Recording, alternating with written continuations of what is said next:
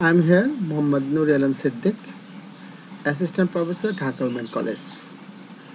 I would like to derive my speech on environmental chemistry, chemistry second part. For further information, this lecture will be published in Dhaka Women College website, and also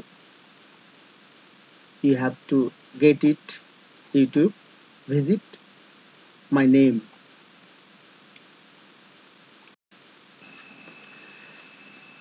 রসায়ন বিজ্ঞানের এই অংশের শিক্ষণফল আমরা এখানে দেখানোর চেষ্টা করেছি। আমরা কতিপয় বিষয়গুলো পরবর্তী স্লাইডে একে একে আলোচনা করব। ইতিপূর্বে আমরা ভান রয়েল সমীকরণ দেখানো হয়েছে। আমরা এখানে ভান রয়েল সমীকরণটি লিখেছি। এনএমএল গ্যাসের ক্ষেত্রে আমরা এখান থেকে ধ্রুবক এ ব্যাখ্যা করার চেষ্টা করেছি। এই ধ্রুবকটি গ্যাস সমূহের মধ্যে আন্তঃঅণু সংক্রান্ত শক্তিগুলির জন্য একটি সংশোধন নির্দেশ করে। আন্তঃঅণু শক্তি গ্যাস অণু নিজেদের মধ্যে আকর্ষণ বা বিকর্ষণ বলের উপর এর মান নির্ভর করে। যেমন নন পোলার অণু কার্বন ডাই অক্সাইড নিজেদের মধ্যে আকর্ষণ বলের মান কম ও কার্বন ডাই অক্সাইডের ডাইপোল মোমেন্ট 0, তাই এর মান কার্বন ডাই অক্সাইডের জন্য কম। কিন্তু ক্লোরিনের জন্য এর মান বেশি, কারণ ক্লোরিন বন্ধনে ডাইপোল মোমেন্ট বিদ্যমান।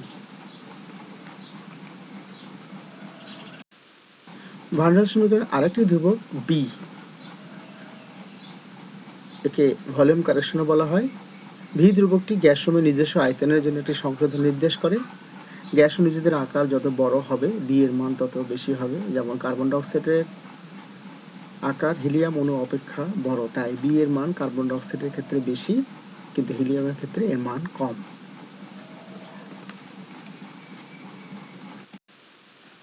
ভান রয়েল সমীকরণ হতে আমাকে বক্রের ব্যাখ্যা। এখানে আমরা 1 মোল গ্যাসের জন্য ভান রয়েল সমীকরণ দেখানো হয়েছে।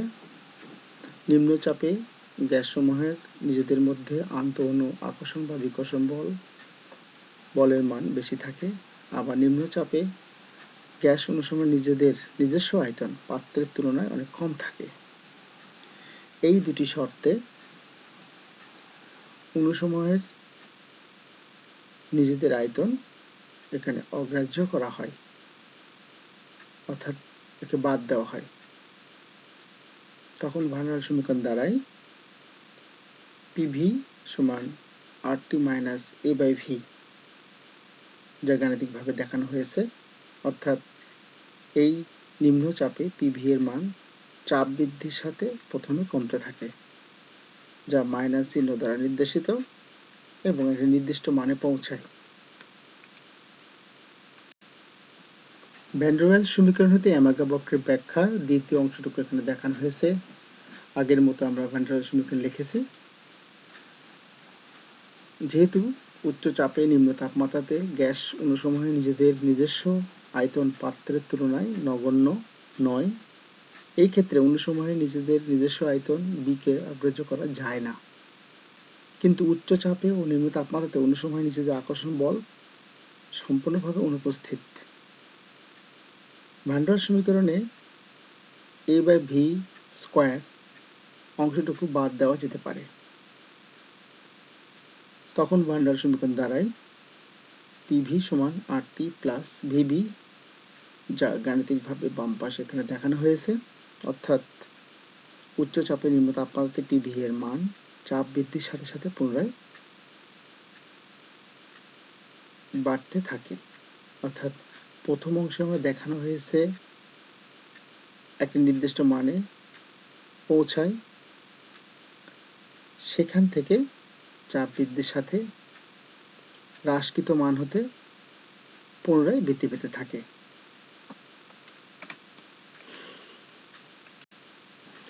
এখানে একটি অ্যামাগা বক্র আমরা দেখেছি কার্বন ডাই অক্সাইড গ্যাসের ক্ষেত্রে। প্রথম ক্ষেত্রে দেখানো হয়েছে নিচের অংশটুকুতে পিভি সমান RT minus A by V square, অর্থাৎ পিভি এর মান এ বাই ভি স্কয়ার পরিমাণ কমে চাপ বৃদ্ধির সাথে সাথে একটি নির্দিষ্ট মানে পৌঁছায়, যেটা এখানে বক্র হিসাবে নিচে নামছে। এখন এতে পুনরায় চাপ বৃদ্ধি করা হলে উপরের অংশটিকে আমরা লক্ষ্য করি যে পিভি সমান RT প্লাস ভিভি, অর্থাৎ পিভি এর মান ভিবি পরিমাণ বৃদ্ধি পেয়েছে। ফলে রেখাটি পুনরায়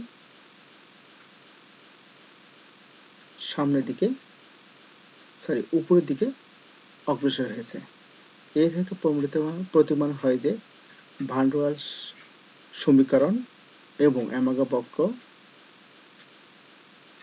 একে অপরের সাথে ওতপ্রোতভাবে সংযুক্ত, একটি দ্বারা অপরটিকে ব্যাখ্যা করা সম্ভব। এখন আমরা দেখব কি শর্ত সাপেক্ষে বাস্তব গ্যাস আদর্শ গ্যাসের ন্যায় আচরণ করে। এটি খুব গুরুত্বপূর্ণ বিষয়, যা পরীক্ষাতে সচরাচর দেখা যায়। আমরা জানি নিম্ন চাপে উচ্চ তাপমাত্রাতে যেমন গ্যাস অণুসমূহে নিজেদের মধ্যে আকর্ষণ বল অনুপস্থিত, তেমনি অণুসমূহে নিজেদের নিজস্ব আয়তন পাত্রের তুলনায় অতি নগণ্য। নিম্নচাপে ও উচ্চ তাপমাত্রাতে আন্তঃআণবিক ফাঁকাস্থান বেড়ে যায় এবং উচ্চ তাপমাত্রাতে আয়তনও কমে যায়। এই ক্ষেত্রে ভান ডের ওয়ালস সমীকরণ ধ্রুবকদ্বয়কে উক্ত সমীকরণ থেকে বাদ দেওয়া যেতে পারে। তখন ভান ডের ওয়ালস সমীকরণ দাঁড়ায় P/v² অংশটুকু 0, গ্যাস অণুসমূহের নিজস্ব আয়তনকে আমরা এখানে 0 ধরতে পারি। তাহলে গাণিতিকভাবে আমরা দেখতে পাচ্ছি যে পিভি সমান RT, যেটি একটি আদর্শ গ্যাসের সমীকরণ। মাঝখানে আমরা একটা লেখচিত্র দিয়েছি, যেখানে দেখানো হয়েছে যে পিভি সমান RT, চাপ বৃদ্ধির সাথে সাথে পিভি এর মান পি অক্ষের সাথে সমান্তরাল। এটি একটি আদর্শ গ্যাসের জন্য অ্যামাগা বক্র। সুতরাং নিম্ন চাপে ও উচ্চ তাপমাত্রা প্রায় 700 ডিগ্রি সেলসিয়াস তাপমাত্রায় সকল বাস্তব গ্যাসই আদর্শ গ্যাসের ন্যায় আচরণ করে। পরিবেশ রসায়নের অধ্যায়ের সবচেয়ে গুরুত্বপূর্ণ অংশটুকু আলোচনা করতে যাচ্ছি, সেটি হলো গ্যাসীয় বর্জ্য ও বায়ু দূষণ। আসলে গ্যাসীয় বর্জ্য বলতে আমরা যেটা বোঝাচ্ছি, যে কোনো গ্যাসই যদি মানুষের জন্য ক্ষতিকারক কিছু হয় সেটি গ্যাসীয় বর্জ্য হবে। এবং এই বর্জ্যগুলির মধ্যে যেসব উপকরণগুলি বাংলাদেশের পরিবেশ সংরক্ষণ নীতি অনুসারে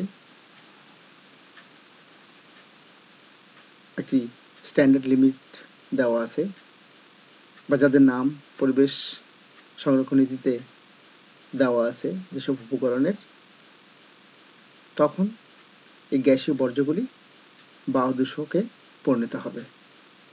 আমরা জানি চুল্লি এবং বৈদ্যুতিক বিদ্যুৎ কেন্দ্র থেকে অনেক গ্যাসীয় বর্জ্য নির্গত হয়, কারণ এখানে জীবাশ্ম জ্বালানির দহন ঘটে। Oxygen, nitrogen, carbon die oxide ছাড়া অন্যান্য সকল গ্যাসীয় উপাদানই গ্যাসীয় বর্জ্য। গ্যাসীয় বর্জ্য হতে পারে বায়বীয় গ্যাস, যেমন sulphur dioxide, nitrogen dioxide, carbon dioxide, carbon monoxide, ammonia, hydrogen sulphide, ছাই, ক্ষুদ্র আকারের ধূলিকণা ইত্যাদি। তবে এদের মধ্যে বাংলাদেশ পরিবেশ সংরক্ষণ নীতি অনুসারে, যেটি ECR 1997, যে সকল বায়বীয় গ্যাস ও ধূলিকণা মানুষ ও পরিবেশের ক্ষতি সহ একটি নির্দিষ্ট মাত্রাতে বায়ুমণ্ডলে বিচরণ করে, তাদেরকে আমরা বায়ু দূষক বলবো। যে বায়ু দূষকগুলি নির্দিষ্ট মাত্রায় পরিবেশের সংরক্ষণ নীতি অনুসারে ECR 1997 যদি বেশি হয়, তখন তাকে আমরা বলবো বায়ু দূষণ। ECR 997 national ambient air quality standard 2005 অনুসারে sulphur dioxide, nitrogen dioxide, carbon monoxide, ozone, lead, PM 2.5, PM 10, SPM অর্থাৎ সাসপেন্ডেড পার্টিকুলেট ম্যাটার হলো বায়ু দূষক। আমরা এই অংশটুকুতে বায়ু দূষণ এবং বায়ু দূষণ বাংলাদেশ, এখানে ইসিআর এবং national ambient air quality standard for Bangladesh 2005 অনুসারে বাতাসের যে দূষকগুলো আছে, বাংলাদেশ পরিবেশ সংরক্ষণ নীতি অনুসারে এগুলো কিছু স্ট্যান্ডার্ড মান আছে। সে মানগুলো আমরা ডান পাশের টেবিলে দিয়েছি। এই দূষকগুলো যদি বিয়ন্ড লিমিট হয়, অর্থাৎ এই সীমার চেয়ে মান অতিক্রম করে, তাহলে বাতাসকে দূষিত হিসেবে গণ্য করা হয়। দূষক যুক্ত বাতাস নিঃশ্বাসের সাথে গ্রহণ করলে মানুষের হাঁপানি, ক্যান্সার, হার্ট অ্যাটাক এবং ফুসফুসের রোগের কারণ হতে পারে।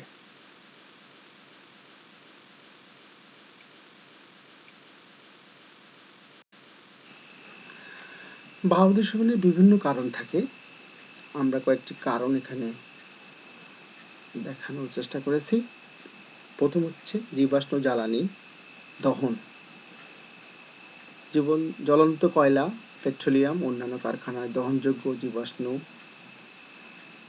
জ্বলনের ফলে নির্গত sulphur dioxide, nitrogen dioxide, carbon monoxide, ozone, lead, PM10, 2.5 NSPM বায়ু দূষণের অন্যতম প্রধান কারণ।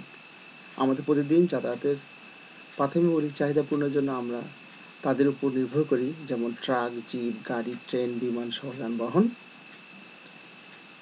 এইগুলো হতেও বায়ু দূষণ ঘটে, অর্থাৎ অসম্পূর্ণ জ্বলনের ফলে কার্বন মনোক্সাইড, সাধারণ যানবাহন থেকে নির্গত নাইট্রোজেন ডাইঅক্সাইড, যা প্রাকৃতিক এবং মানবসৃষ্ট উভয় প্রক্রিয়া থেকে উৎপাদিত হয় বায়ু দূষক। বায়ু দূষণের আরো কয়েকটি কারণ আছে, যেমন শিল্প কারখানা থেকে বায়ু দূষণ। শিল্প কারখানাগুলি হতে নির্গত বায়ুতে প্রচুর পরিমাণে কার্বন মনোক্সাইড, অন্যান্য দূষক থাকে, ফলে বাতাসে গুণমান হ্রাস পায়, এয়ার কোয়ালিটি স্ট্যান্ডার্ড এর মান হ্রাস পায়। অভ্যন্তরীণ বায়ু দূষণ এবং গৃহস্থলী কাজ করার সময় রান্না বা রান্নার চুলা হতে নির্গত বায়ুতে এই ধরনের দূষক থাকতে পারে, যা বায়ু দূষণের কারণ হতে পারে।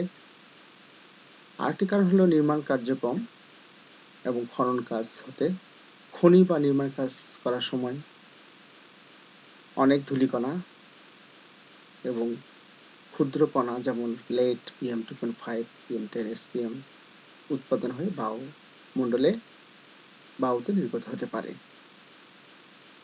এই উল্লেখিত প্রধান কারণগুলি বায়ু দূষণের জন্য।